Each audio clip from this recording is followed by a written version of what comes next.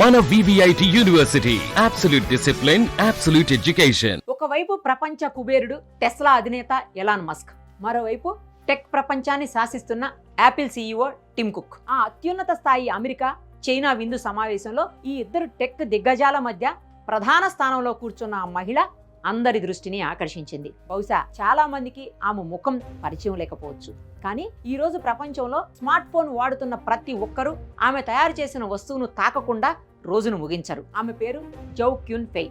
Lens technology స్థాపకురాలు. ఎలాంటి కుటుంబ నేపథ్యం, గాడ్ ఫాదర్ లేకుండా కేవలం తన కష్టంతో చైనాలోనే అత్యంత ధనిక మహిళగా ఎదిగిన ఒక సాధారణ ఫ్యాక్టరీ వర్కర్ కథ ఇది. కట్టిక దారిద్ర్యం నుంచి IT సామ్రాజ్యానికి మహారాణిగా మారిన ఆమె ప్రయాణం ఒక అద్భుతం. 1970లో చైనాలోని హునాన్ ప్రావిన్స్ లో ఒక మారుమూల గ్రామంలో జౌ జన్మించింది. ఆమె జీవితం పూలపాన్పు కాదు, ముళ్ళ కిరీటం. ఆమెకు 5 ఏళ్ల వయసు ఉన్నప్పుడే తల్లి చనిపోయింది. ఒక ఫ్యాక్టరీ ప్రమాదంలో తండ్రి తన కంటి చూపును, ఒక వేలును కోల్పోయాడు. కళ్ళు కనబడని తండ్రికి ఆ చిన్న వయసులోనే ఆమె మార్గదర్శిగా మారింది. పందులు కాయటం, బాతులు పెంచడం లాంటి పనులు చేస్తూ ఆకలితో పోరాడింది. చదువుకోవాలనే ఆశ ఉన్న 16 ఏళ్ల వయసులో పేదరికం ఆమెను బడి మాన్పించింది. కుటుంబానికి ఆసరాగా నిలబడ్డానికి షంజన్ అనే నగరానికి వలస వెళ్ళింది. అక్కడ ఒక వాచ్ గ్లాసులు తయారు చేసే ఫ్యాక్టరీలో రోజుకు కేవలం $1 జీతానికి చేరింది. ఉదయం 8 గంటల నుంచి రాత్రి 12 గంటల వరకు కఠినమైన పని. నిద్రపోవడానికి సరైన చోటు లేదు, తినడానికి సరైన తిండి లేదు. అయినా ఆమె వెనక్కు తగ్గలేదు. ఆ ఫ్యాక్టరీలో గ్లాస్ ఎలా తయారు చేస్తారో అనే ప్రతి చిన్న నైపుణ్యాన్ని రాత్రింబవళ్లు నేర్చుకుంది జౌ.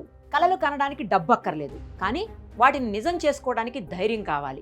22 ఏళ్ల వయసులో తన స్నేహితులు, బంధువుల సహాయంతో కేవలం $3000 పెట్టుబడితో తన సొంత వర్క్షాప్ను ప్రారంభించింది జౌ. ఒక చిన్న అపార్ట్మెంట్లో ఆమె తన కుటుంబ సభ్యులతో కలిసి వాచ్ గ్లాసులు తయారు చేయటం మొదలుపెట్టింది. పగలంతా పని, రాత్రి అదే వర్క్, టేబుల్ కింద నిద్ర. అలా 10 ఏళ్లు గడిచాయి. అప్పుడే ఆమె జీవితంలో ఒక పెద్ద మలుపు. 2003లో మొబైల్ దిగ్గజం మోటరోలా నుండి ఆమెకు ఒక కాల్ వచ్చింది.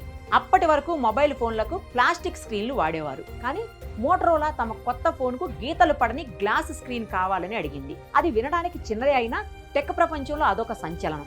ఆ సవాల్ను జౌ స్వీకరించింది. మోటరోలా రేజర్ V3 మోడల్కు ఆమె గ్లాస్ తయారు చేసి ఇచ్చింది.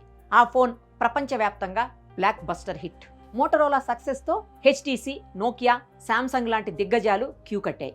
కానీ అసలైన గేమ్ చేంజర్ 2007లో వచ్చింది.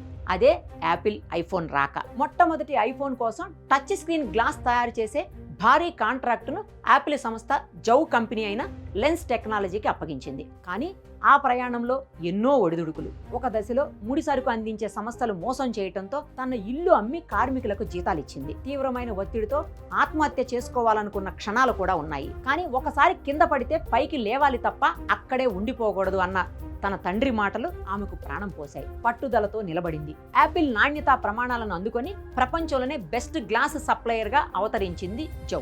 ఒకప్పుడు తినడానికి తిండి లేని ఆ అమ్మాయి నేడు 80,000 మందికి పైగా ఉద్యోగులతో $1 బిలియన్ వ్యాపార సామ్రాజ్యానికి అధినేత్రి.